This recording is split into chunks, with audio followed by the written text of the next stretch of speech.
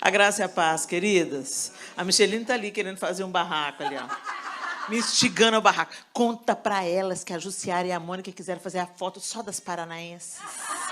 Aí juntou eu e a Micheline e vamos fazer a foto das mineiras, uai.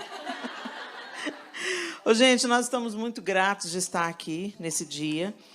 E esse é um dia especial para mim. Muito especial. É especial estar com vocês, um dia especial. Por que o dia... Hoje é um dia azul. Mesmo estando chovendo lá fora. Porque o homem da minha vida está fazendo mais um aniversário. E eu trouxe o João para comemorar com vocês.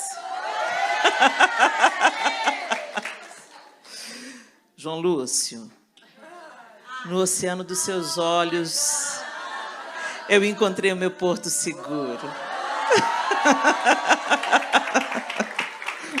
Depois tem presente. Vou mandar a Micheline embora da casa dela hoje.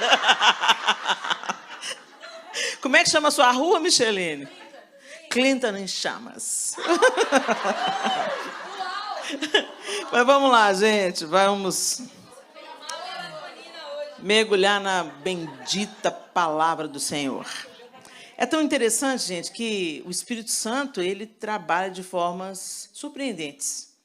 E eu preparei uma palavra toda sobre Jael. Aí a Mônica começou a pregar Jael. Aí eu falei, Espírito Santo, não entendi certo, não. Não, mas eu pensei, não, começa com Jael, fecha com Jael, né? Normal.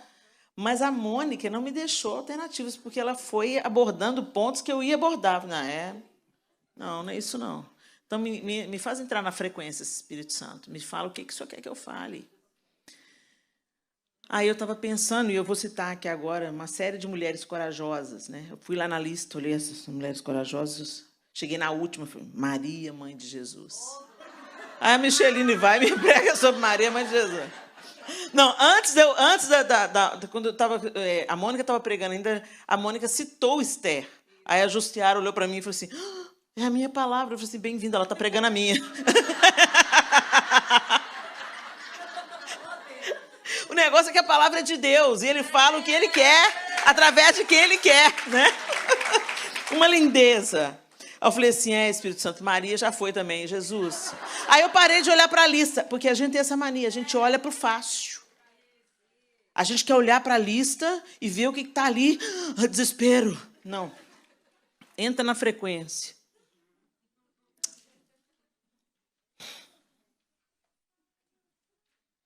Aí eu entendi por quê. Melhor a gente fazer a vontade do Senhor, né? Antes de eu entrar na palavra, eu queria chamar à nossa memória essas mulheres espetaculares. A Bíblia é recheada de homens e mulheres que tiveram coragem e força. A gente pode lembrar da esposa de Noé. A Bíblia não fala nem o nome dela. Mas depois você dá uma leitura nos capítulos 6 e 7 de Gênesis. Gente, o projeto de Noé era um projeto absurdo. Absurdo diante dos olhos daquela sociedade. Então, imagina a zombaria, o descrédito. O que aquele homem ouviu. E eu posso dizer pela minha história própria, mexe comigo, não mexe com o João, não. Entendeu? Fala mal de mim, não fala mal do João, não. A gente se dói pela pessoa que a gente ama. Né? Então, eu fico imaginando o que aquela mulher escutou. O marido dela é louco, ela foi zombada, né? Mas ela teve coragem para confiar naquilo que Deus estava fazendo e para se submeter ao projeto de Deus na vida do marido dela. Muitas de nós não queremos viver isso, sem saber que, às vezes, se submetendo ao projeto de Deus na vida do seu marido, a sua vida vai ser salva e preservada. Ela foi salva e preservada por causa de Noé. A sua casa foi salva. Ela e seus filhos foram salvos por causa de Noé. Então, se submeta. Se Deus tiver um projeto na vida do seu marido, você vai ser abençoada. Agora, se ele não tiver, você já conhece a história de Abigail. Ele remove Nabal. Ok? Então, se submeta. A gente traz a mão de Deus para a nossa cabeça quando a gente obedece, a gente se submete, né? Essa palavra ela é rechaçada nos dias de hoje. Submissão, na nossa cultura contaminada pelos excessos e pelos abusos de autoridade, ela passou a ser sinônimo de subserviência. Ela passou a ser sinônimo de eu sou tapete, eu vou ser pisada, eu vou ser humilhada. Mas a submissão bíblica nada tem a ver com isso. A submissão bíblica tem tudo a ver com honra, com prestar atenção, com dar ouvidos à voz do outro. E o fato é que o Rei dos Reis se submeteu. Então, por que eu não me submeteria? Se Jesus se esvaziou e se submeteu, e foi por isso que Deus o exaltou soberanamente, por que nós temos dificuldade de nos submetermos? Porque a gente está contaminada pela mentalidade desse século. E aí a gente se lembra de Romanos, o apóstolo Paulo falando, não entra na forma desse século, se vocês querem experimentar a boa, a perfeita e a agradável vontade de Deus para vocês. Então, Deus sempre vai favorecer o submisso. Nem que ele tenha que remover o doido, como ele removeu Nabal. Né? Eu queria trazer à sua memória também as filhas de Zelofeade. As filhas de Zelofeade, vocês têm que ler a Bíblia se vocês não conhecem. Vai lá em Números 27. Elas são citadas em Números capítulo 27, em Números capítulo 36. Né? Naquele contexto cultural, a herança não era passada para as filhas, mas para os filhos. Né?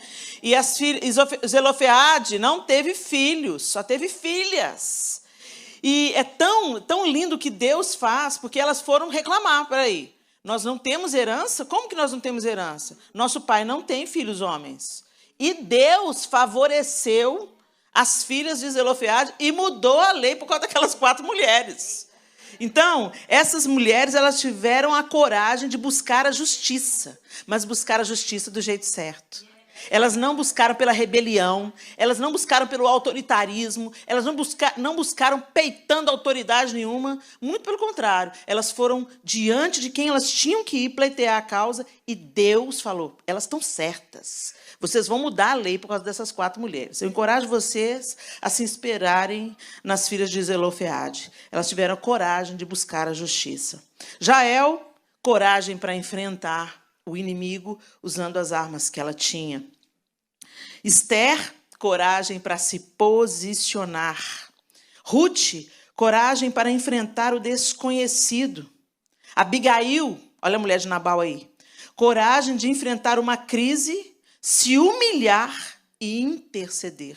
O poder de Abigail estava quando ela viu que Davi vinha sobre a casa dela para matar a família dela, por causa que o marido dela era doido. Ela não foi lá, ô doido, olha aí, agora Davi está vindo aí, vai tocar o terror, vai matar todo mundo, seu insensato, seu tosco, não.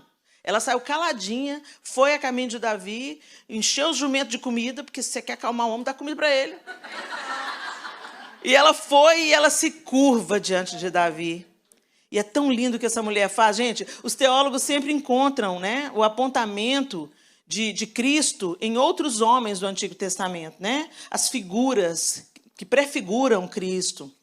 José, Josué, o próprio Davi. Mas eu enxerguei isso em Abigail. Uma prefiguração de Cristo. Porque ela não fala nada. Ela vai até Davi, que tinha o poder de executar juízo sobre a casa dela. E ela se curva diante de Davi e ela fala, minha seja a culpa. Ela chama para ela a culpa pela insanidade do marido, exatamente como Cristo chama para ele a culpa da nossa insanidade. E ela faz intercessão entre Davi e Nabal. E ela não só livrou a sua casa toda, mas ela livrou Davi de cometer uma insanidade e de agir precipitadamente. Né? Então, ela teve coragem de enfrentar uma crise, se humilhar. Não tenha medo de se humilhar, não. A gente fala muito em coragem, é muito bom a gente bater no peito. Você tem coragem. Tenha coragem para se submeter. Tenha coragem para se humilhar. Jesus também teve coragem. Para subir aquela cruz, ele precisou se esvaziar e se humilhar. E também nós podemos lembrar de Jeoseba. Sabe quem é? Vamos ler a Bíblia, gente. Falar com voz de Edmeia. Vamos ler a Bíblia, né, minhas irmãs? Jeoseba, coragem para proteger. Em 2 Reis 11, 1-3, Jeoseba, Acás tinha morrido, Acasias tinha morrido. Ih, gente, agora eu misturei os nomes tudo. Vamos abrir lá, Acasias. 2 Reis 11, né? É mais fácil do que a gente cometer uma gafe, né? Vamos, tablet, me ajuda. 2 Reis 11. Atalia, mãe de Acasias, rei de Judá, soube que seu filho estava morto. Acasias morreu. E aí ele tinha filhos. E essa doida aqui, Atalia, mandou matar todos os netos. Todos os netos seriam mortos para quê? Para ela ser a rainha. Você já parou para pensar? A própria avó manda matar os filhos para ela ser rainha? Você pensa que Jezabel é pouca coisa? Não, tem outras por aqui na Bíblia, né? A Atalia era doidona. E aí o que acontece? Jeoseba, Deus levanta Jeoseba para pegar o caçulinha, bebê ainda, e proteger. E ela criou esse menino no templo, escondido, no templo do Senhor, durante 6 anos, até esse menino ser proclamado rei. Olha, 6 anos. Esconder um menino, gente, não é fácil. Uma criança, não é fácil. E ela estava indo contra a própria rainha. Se ela fosse descoberta, podia ser morta por traição. Fácil, fácil. Mas por causa desse ato de Jeoseba, a promessa de Deus se cumpriu, de sempre ter um descendente de Davi no trono. Foi por causa da atitude dela. Então, ter a coragem de proteger o propósito de Deus, né? De defender, de trabalhar pelo propósito de Deus. E, finalmente, Maria, mãe de Jesus, né? Coragem de carregar o propósito de Deus. Às vezes a gente fala, eu quero o seu propósito, Senhor. Eu quero fazer a sua vontade. Mas, às vezes, pesa fazer a vontade de Deus. Às vezes, a vontade de Deus ela vai de encontro à nossa vontade. Ela atravessa a nossa vontade, né? Por isso que Jesus falou, quem quiser vir após mim, negue-se a si mesmo. Gente, a gente não quer negar a nós mesmos. A gente vive com os punhos em riste e reivindicando os nossos direitos. E essa geração fala muito em direitos, mas ninguém fala em deveres. Aliás, tem um mote aí, não sou obrigado. Não sei que aqui nos Estados Unidos se tem, mas no Brasil a frase da moda é não sou obrigada. Não sou obrigada. Tem até camiseta. Não sou obrigada. Gente, cuidado com as meias-verdades. Satanás continua enchendo essa geração de meias-verdades. Ele não conta a mentira explícita. Ele conta uma meia-verdade. Uma falsa justiça está em voga. E Jesus disse que seria assim. Que esse tempo que nós estamos vivendo é um tempo de falsa piedade. Tem aparência de piedade, mas não é. E Satanás joga. Não parece legal? Fala aí, não sou obrigado. Fala aí. Não é gostoso falar? Dá um sentimento de libertação, assim, né? Não sou obrigada. É bom, né? Cuidado, que ela não é toda a verdade. Sabe por quê? Porque a gente é obrigado a ser um tanto de coisa. Eu não saio por aí vivendo vida louca, não. Eu tenho 4 filhos, marido, 2 noras. Eu não saio por aí fazendo o que eu quero, não. Eu tenho responsabilidades. Eu tenho deveres. Quem ama, presta contas. Quem ama se importa, não só com o próprio umbigo e viver a sua liberdade. Quem ama se importa com o outro, em prestar conta, em dar satisfação, em se ajustar para viver melhor, para ter uma vida mais harmônica. Então, a gente é obrigado, sim, a um tanto de coisa. Nós temos obrigações, nós temos deveres. Vai viver aí, não sou obrigado para ver. Vai viver, você merece ser feliz. Para você ver para onde você vai. Para a porta larga. Vai para a porta larga. Você merece ser feliz. Não precisa fazer força para nada. Vai dar de cara com capeta. Mas aí eu estava pensando nessas mulheres e me inspirando nelas. E eu falei, tá bom, Senhor, não é nenhuma delas que o Senhor quer que eu fale. O que o Senhor quer que eu fale? Fale de um homem. Abra sua Bíblia em Abacuque. Abacuque é um livro de 3 capítulos. E ele parece tão atual. Quando a gente começa a ler Abacuque, eu vou ler na versão NVT. A palavra diz assim, a partir do verso 1 do capítulo 1. Essa é a mensagem que o profeta Abacuque recebeu numa visão. Aí vem a queixa de Abacuque. Até quando, Senhor, Terei de pedir socorro? Tu, porém, não ouves. Clamo a violência por toda parte, mas tu não vens salvar. Terei de ver estas maldades para sempre? Por que preciso assistir a tanta opressão? Para qualquer lugar que olho, vejo destruição e violência. Estou cercado de pessoas que discutem e brigam o tempo todo. A lei está amortecida e não se faz justiça nos tribunais. Os perversos são mais numerosos que os justos. E com isso a justiça é corrompida. Parece que a gente do Brasil que está orando isso aqui, ó. E o Senhor responde a Abacuque. Gente, há muita ousadia de Abacuque, né? Ele vem já brigando com Deus. Até quando, Senhor? Eu vou gritar e o Senhor não vai me socorrer? Até quando? Até quando? Você não está vendo? Você não está vendo que a injustiça está ganhando? Que a maldade está ganhando? O Senhor não vai fazer nada? Quantos de nós já tivemos esse momento na vida? Quantos de nós, no sofrimento, a gente fala, Senhor, o Senhor não está vendo? Ô, Senhor, inclina os seus ouvidos para a minha questão aqui, Senhor. Ô, Senhor, traz meu filho de volta para a sua presença, Senhor. Ô, Senhor, cura esse casamento, Senhor. Ó, Deus, afasta essa enfermidade da nossa casa, Senhor. O Senhor não está vendo? O Senhor não está ouvindo? Abacuque era esse profeta ousado que estava fazendo perguntas difíceis para Deus. E Deus, a primeira resposta do Senhor diz assim, observem as nações ao redor, olhem e admirem-se, pois faço algo em seus dias, algo em que vocês não acreditariam mesmo que alguém lhes contasse. Estou levantando os babilônios. Eu até estremeço com as eleições amanhã, gente. Estou levantando os babilônios, um povo cruel e violento. Eles marcharão por todo o mundo e conquistarão outras terras. São conhecidos por sua crueldade, decidem por si mesmos o que é certo.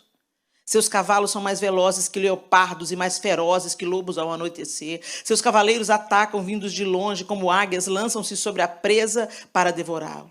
Todos eles vêm prontos para agir com violência. Seus exércitos avançam como vento no deserto, ajuntando prisioneiros como se fossem areia. Zombam de reis e príncipes e desprezam todas as suas fortalezas. Constroem rampas de terra contra seus muros e as conquistam. Passam com rapidez como o vento e desaparecem. Sua culpa, porém, é grande, pois tem como Deus sua própria força. Olha o que Deus está falando. Abacuque estava reclamando que o trem estava ruim. Aí Deus fala, vai piorar. Porque eu estou mandando os babilônios. E eles são cruéis. E eles são duros. E eles são implacáveis. E eles são bons no que eles fazem. Eles conquistam toda a terra. Eles zombam do que é bom. Sua culpa, porém, é grande. Pois tem como Deus sua própria força. Aí no capítulo 2, Abacuque, subirei até minha torre de vigia e ficarei de guarda. Ali esperarei para ver o que ele diz, que resposta dará a minha queixa. Abacuque continua argumentando com Deus. E aí vem no capítulo 2 a segunda resposta do Senhor. Então o Senhor me disse, escreva minha resposta em tábuas, para que se possa ler depressa e com clareza. Esta é uma visão do futuro. Descreve o fim e tudo se cumprirá. Se parecer que demora a vir, espere com paciência, pois certamente acontecerá, não se atrasará. No verso 4, olhe para os arrogantes, os perversos que em si mesmos confiam. Mais uma vez o Senhor abomina quem em si mesmo confia. O justo, porém, viverá por sua fidelidade a Deus. O justo, em outra tradução diz, viverá pela fé. E esse texto, inclusive, inspira o apóstolo Paulo na explanação que ele tem sobre ser salvos pela graça, mediante a fé. E aí esse homem desesperado do capítulo 1 termina falando a glória de Deus, reconhecendo a glória de Deus, entendendo que Deus é soberano sobre todas as coisas. E ele vai descrevendo o poder de Deus e quem Deus é. Mas o verso 17 diz: ainda que a figueira não floresça, e não haja frutos nas videiras, ainda que a colheita de azeitonas não dê em nada e os campos fiquem vazios e improdutivos, ainda que os rebanhos morram nos campos e os currais fiquem vazios. Gente, ele está falando de subsistência. Ele está falando de existência. Ainda que eu passe fome, necessidade, nudez, escassez, eu perca tudo que eu tenho. Ainda que tudo isso aconteça, mesmo assim, eu me alegrarei no Senhor. Exultarei no Deus de minha salvação. O Senhor soberano é a minha força. Ele torna meus pés firmes como os da corça, para que eu possa andar em lugares altos. Em outras traduções diz, para que eu possa andar altaneiramente. A força do Senhor. A força é do Senhor. Mas quantas vezes esse congresso é forte, corajosa, e nós abordamos largamente aqui a coragem. A coragem. Mas o que é a força? Bom, vamos ver um pouco o que o dicionário diz sobre a força. Faculdade de operar, agir ou mover-se. Energia muscular, robustez. Energia espiritual, mental ou psicológica. Coragem. Olha que interessante. A força também é sinônimo de coragem. Conjunto de tropas, navios, aviões ou elementos de 2 ou mais destes meios de combate, destinado ao cumprimento de uma missão de policiamento ou de combate. Faculdade de exercer influência sobre outros, autoridade, poder. Série de meios utilizados para obrigar alguém a algo, violência. Por isso que a gente fala, nem por força, nem por violência, mas pelo Espírito do Senhor. Então depende aí da que força que está sendo, onde está sendo aplicada e como está sendo aplicada a força. Forte capacidade de ação de algo. Intensidade. Toda a causa física. Toda a causa capaz de produzir deformações ou modificar o estado de repouso ou de movimento de um corpo. Ou seja, a força quebra a inércia. Impulso. Incitamento. Causa. Motivo. O Senhor é minha causa. O Senhor é meu motivo. O Senhor é a minha faculdade de operar, de agir e de eu me mover-se. O Senhor é minha energia, o Senhor é minha robustez. O Senhor é minha energia espiritual, mental e psicológica. O Senhor é a minha força, como tropas, aviões, navios ou elementos de 2 ou mais desses meios de combate. O Senhor exerce influência sobre mim, é autoridade e poder sobre mim. Quando a gente começa a colocar o Senhor no lugar da palavra força, a gente descobre que Ele é tudo isso. Mas apesar do Senhor ser tudo isso, muitas vezes nós vivemos aqui como os babilônicos, confiando na força do nosso próprio braço. O Senhor falou assim, olha, grande a falta deles, porque eles pensam que toda essa força que eles têm vem deles mesmos. Respira fundo aí.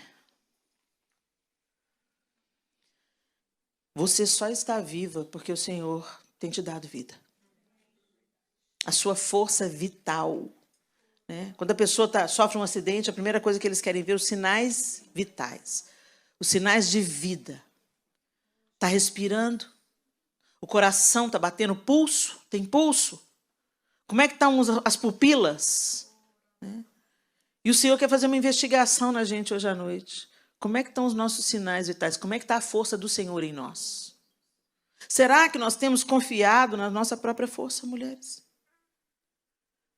No trabalho que a gente tem, na saúde que a gente tem, na juventude, na sabedoria da velhice?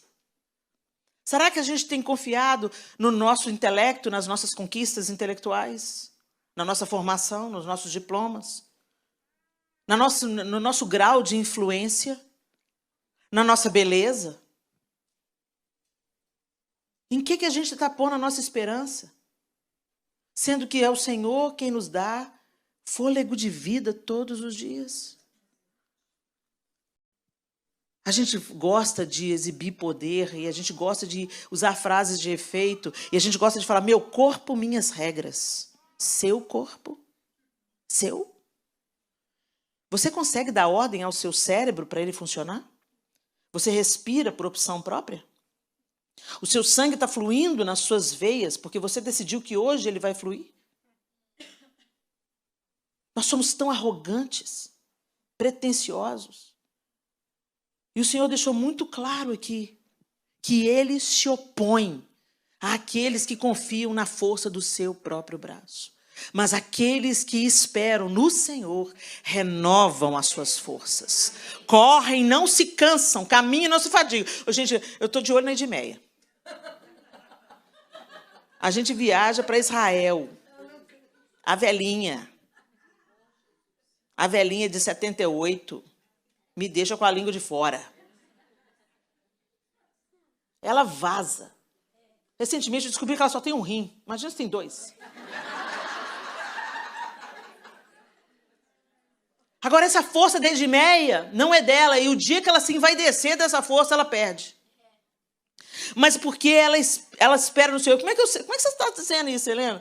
Uma vez a gente foi para Israel. Eu estava contando para a Micheline. A gente foi para Israel e a gente foi nadar no Mar Morto.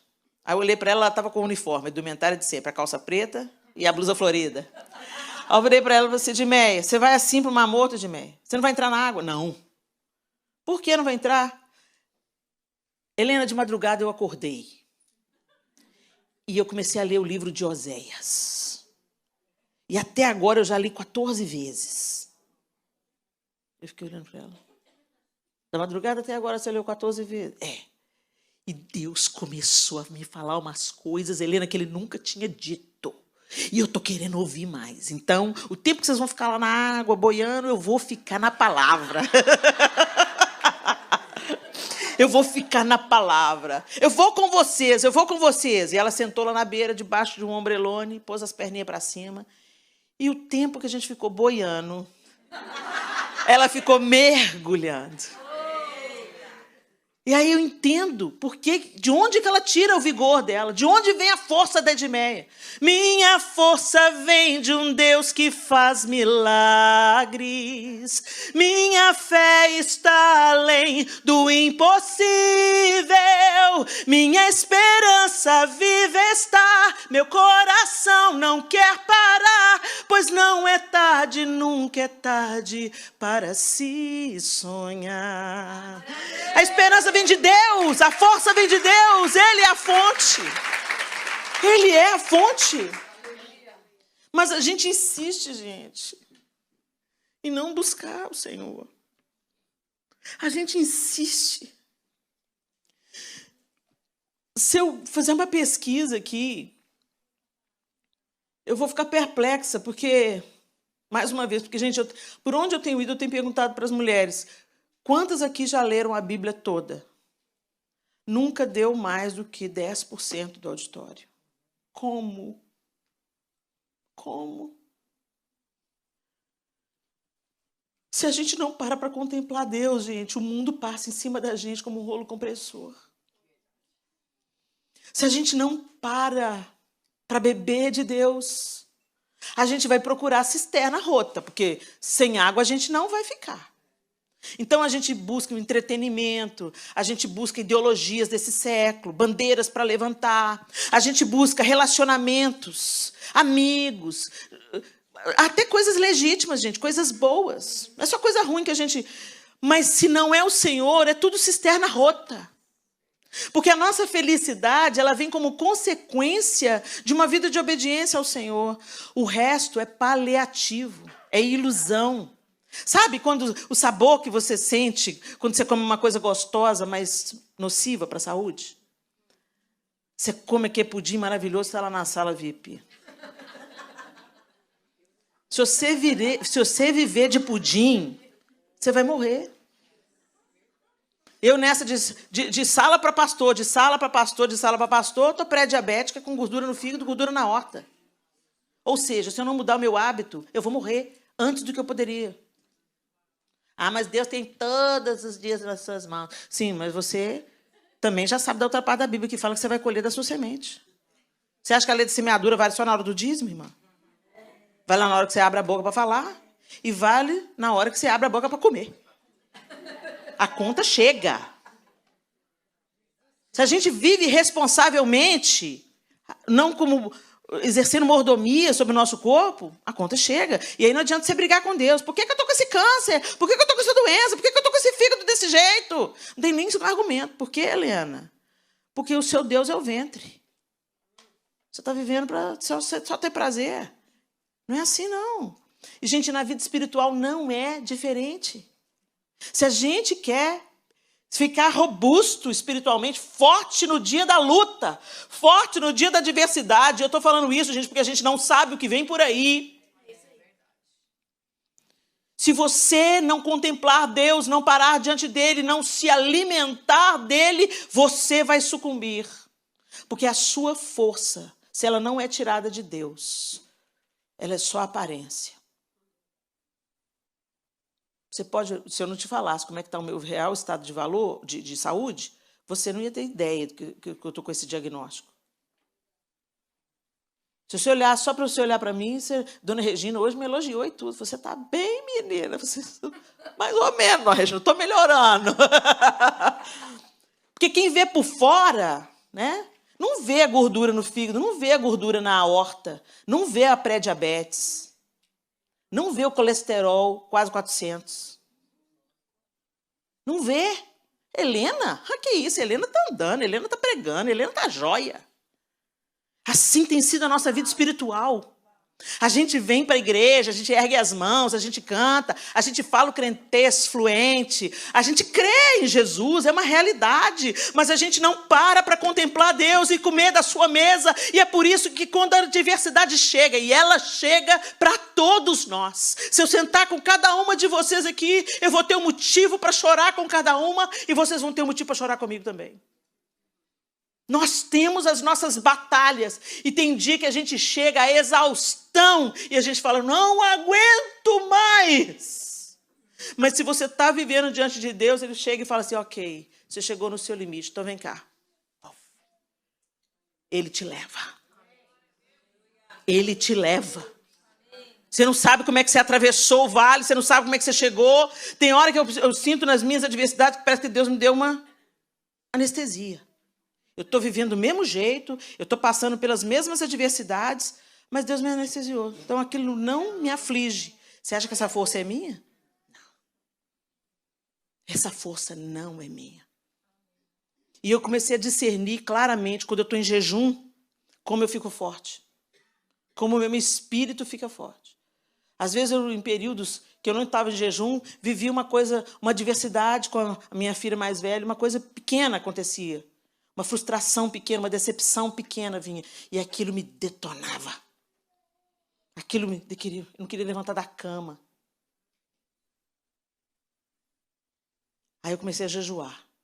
Porque o jejum é uma disciplina espiritual. Então você começa... Para que serve o jejum? Para fazer barganha com Deus? Não. O jejum é para você se fortalecer espiritualmente, discernir a voz de Deus, a voz de comando de Deus.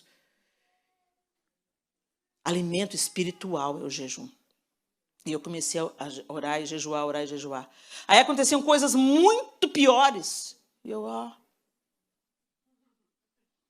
Senhor, tu sabes.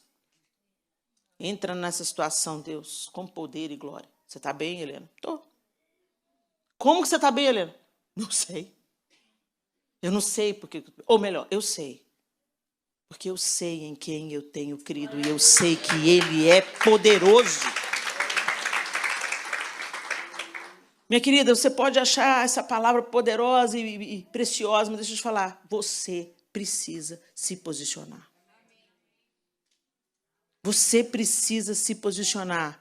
É como se Mardoqueu tivesse vindo aqui, Jussiara, falar de novo. Não pense você que você vai ser poupado num tempo como esse. O que vai precisar de acontecer? Será que vai precisar de acontecer uma situação drástica na nossa casa para a gente entender que todos nós estamos nivelados e somos vulneráveis? O luto chega sem mandar recado. Um filho se desvia sem mandar recado. Um diagnóstico terrível sem mandar recado. Eu conheci agora uma pessoa, eu ouvi falar, né, de uma mulher na Flórida. Ela era muito orgulhosa. Uma brasileira, dizem que não queria se relacionar com nenhum brasileiro. Não, eu vim para esse país para abraçar essa cultura, abraçar essa nação, esse negócio de ficar no meio de brasileiro, não presta não. E ela não queria se misturar com brasileiro. Caiu no banheiro, tomando banho. Partiu a coluna. Quem foi cuidar? Tudo brasileiro. Quem que a gente pensa que a gente é, gente? Por que a gente empina o nariz, sendo que a gente é tão vulnerável, tão frágil? A vida é um sopro.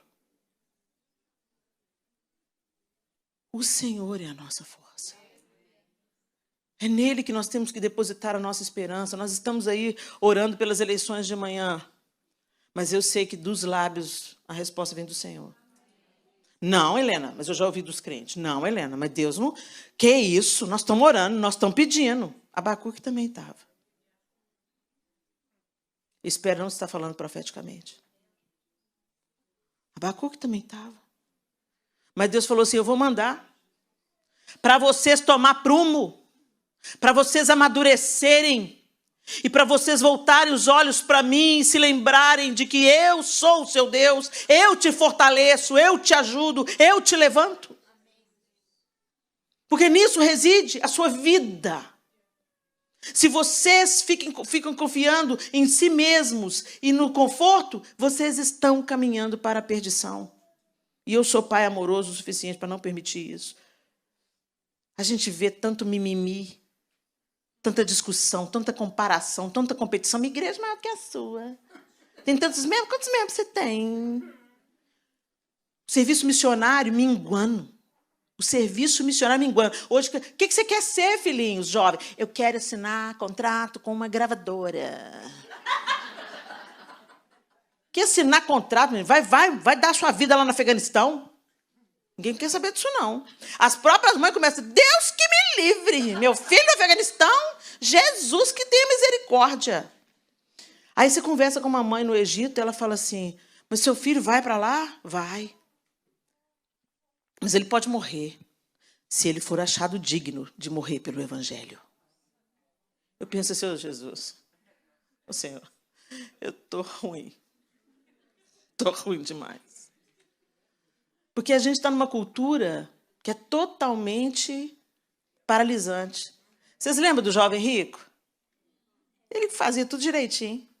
Ele cumpria todas as leis. Mas quando Jesus mexeu no Deus dele, ele se afastou triste.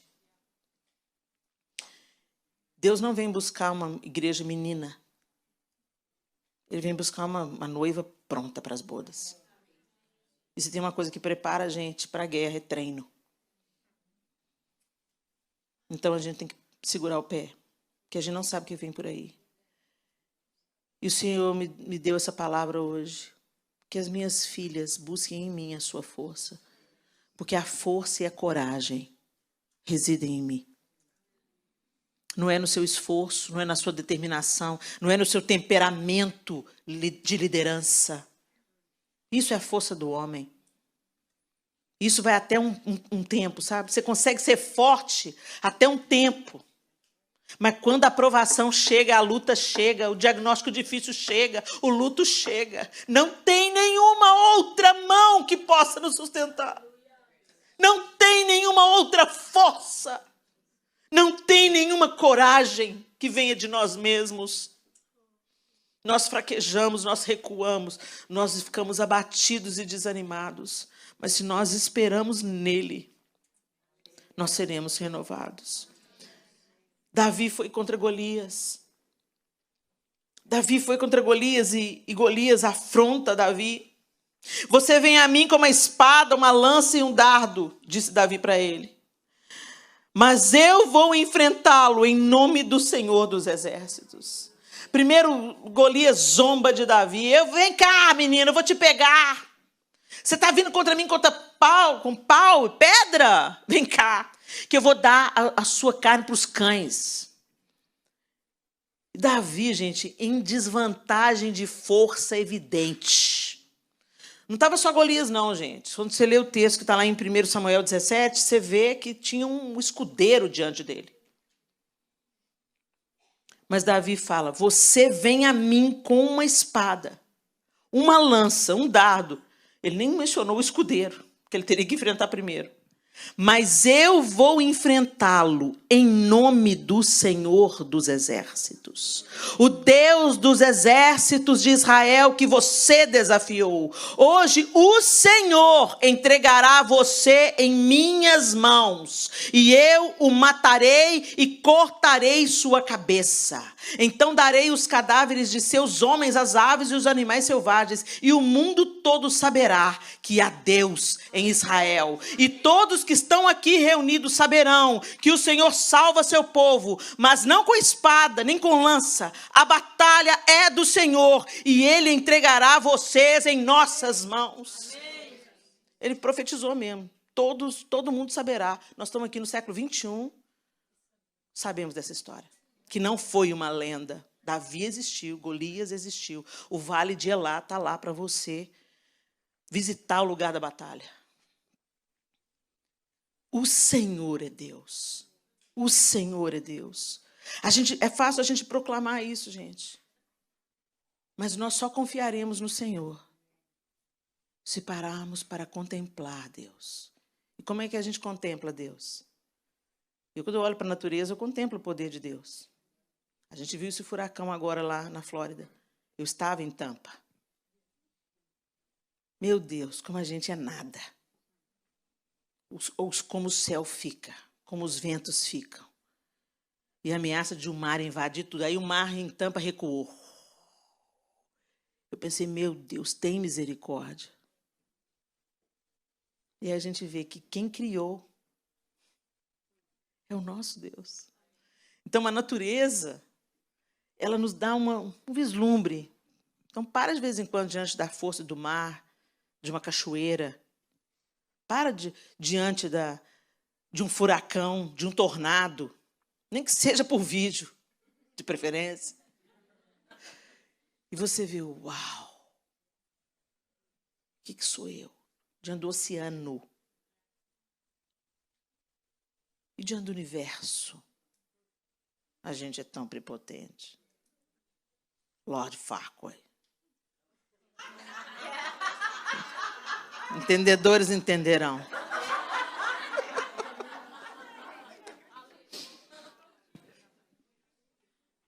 Mas a maneira de a gente contemplar Deus é através da sua palavra. Por isso que você não consegue ler a Bíblia, porque não interessa ao seu inimigo que você conheça o seu Deus.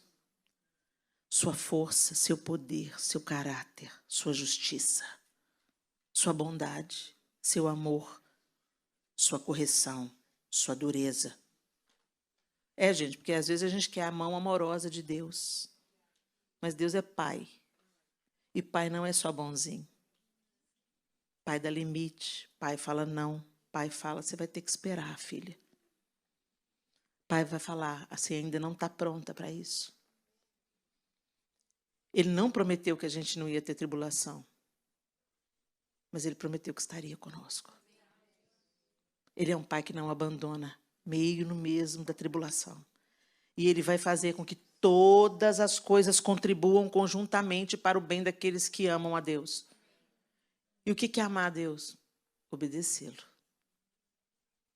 Amar a Deus não é cantar canções de amor. Amar a Deus não é estampar camisetas. Amar a Deus é obedecê-lo no dia a dia, 7 dias por semana. E contemplá-lo através da sua palavra. Quando você ora, você fala com Deus. Quando você lê a Bíblia, Ele fala com você. Mas a gente não lê. Jesus reconstruiu o caminho, mas a gente não passa por ele. A gente continua customizando Deus, querendo que Deus seja do nosso jeito. Não, mas Deus quer que... Agora a frase mas Deus quer me ver feliz. Ele quer te ver santo. A felicidade bíblica não é uma causa, é uma consequência. Feliz quem teme o Senhor e anda nos seus caminhos. A felicidade bíblica vem como uma consequência da obediência. É essa felicidade que Deus quer te dar, como consequência, como fruto da sua obediência. E não alisar os seus pecados. Isso, filhinho. Vai, filhinho. Eu quero ver você feliz. Eu sou mãe, uma mãe perfeita, incompleta. Mas eu sei quando meus filhos entram num caminho de morte. E eu não vou ficar lá falando assim, vai, meu filho, vai fumar um baseado, eu quero só te ver feliz. Vai, você quer uma overdose? Vai ficar feliz? Vai. Ah, você quer prostituir? Pode prostituir, filho, desde que você esteja feliz. Eu que sou má, sei discernir o que não é bom para os meus filhos, você acha que Deus não sabe? Então Deus vai dizer não, sim. Deus vai dizer espera, sim. Mas o nosso alívio é que nada disso será desperdiçado. Nada que a gente passa nessa vida é vão.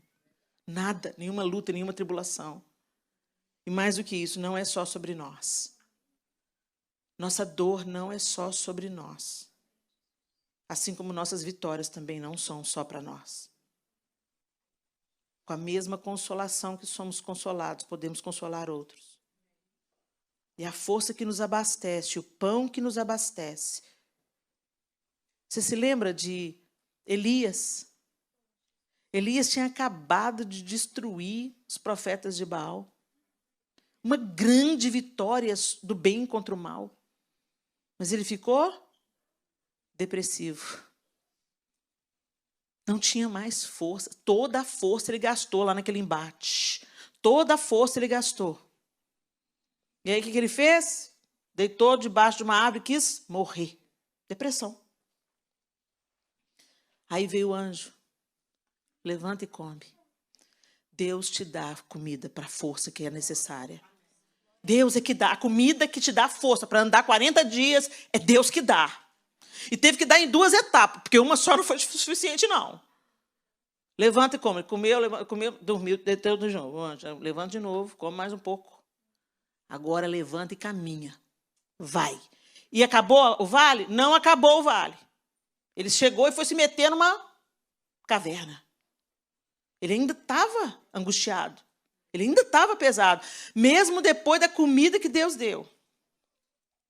Mas foi naquela caverna que Deus se mostrou para ele. E se nós queremos enxergar Deus no meio da tribulação, no meio da luta, a gente vai ter que comer do pão que Deus dá. E o pão que Deus dá é a palavra. Então põe esse espírito de preguiça para correr. Porque a gente fala que não tem tempo para ler a Bíblia, mas a gente tem tempo para o Instagram, tem tempo para o Facebook, tem tempo para o escambau. E se tem uma coisa que vai prestar essas redes sociais para provar o tanto de tempo que a gente gastou com a inutilidade. Porque nem é para pregar a palavra. É ainda para ficar expondo as vitórias, cobiçando a vitória da outra, expondo a fofoca. Deus tenha compaixão de nós. Entra no teu quarto, fecha a tua porta. O Senhor quer falar com você e o Senhor quer te dar comida para te fortalecer para o quanto da caminhada que Ele ainda tem para você caminhar. Ele não tirou a dor de Elias. Ele não falou com Elias, está tudo bem, Elias? Vamos lá, rapaz. Sabe? Deus não foi coach. Vamos lá, Elias. Grita para você mesmo. Uau, eu posso, eu vou, eu... Não. Não, gente, em nome de Jesus, eu respeito muito os coaches, tá? No lugar deles. Com aquela pessoa que vai te capacitar, você vai melhorar o seu desempenho no trabalho, perceber as suas potencialidades, organizar a sua vida. Não tem problema nenhum. O problema do coaching é quando ele quer oferecer um substituto para o Evangelho de Jesus Cristo. Só há poder de libertação e cura no Evangelho de Jesus. Não há outro caminho. Então, cada coisa no seu devido lugar. Essa história de a força está dentro de você, só se for o Espírito Santo. Porque esse negócio de ficar olhando no espelho, Helena, você é linda, você pode, você... Gente, isso é band-aid no câncer. Vai durar um tempo, daqui a pouco eu estou pior do que eu estava. Agora, quando eu contemplo Deus e Ele fala, você é minha filha amada, eu estou com você, eu te ajudo, enquanto eu caminho com você, eu vou te sustentando, um dia de cada vez, porque basta cada dia o seu mal, não se ocupe com o amanhã, eu estou com você, olha para mim, Helena, me contempla, olha para mim, fica comigo, que eu vou te levar ao final das coisas.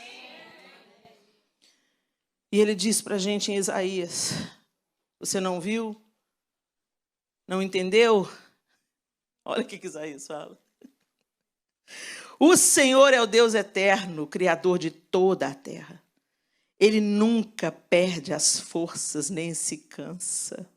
E ninguém pode medir a profundidade de sua sabedoria. Ele dá forças aos cansados e vigor aos fracos. Até os jovens perdem as forças. E os rapazes tropeçam de tão exaustos.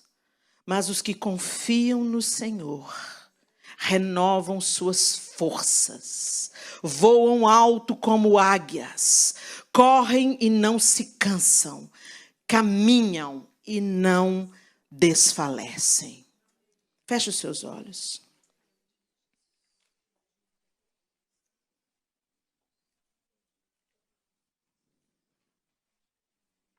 Você está tentando caminhar na sua força, minha linda.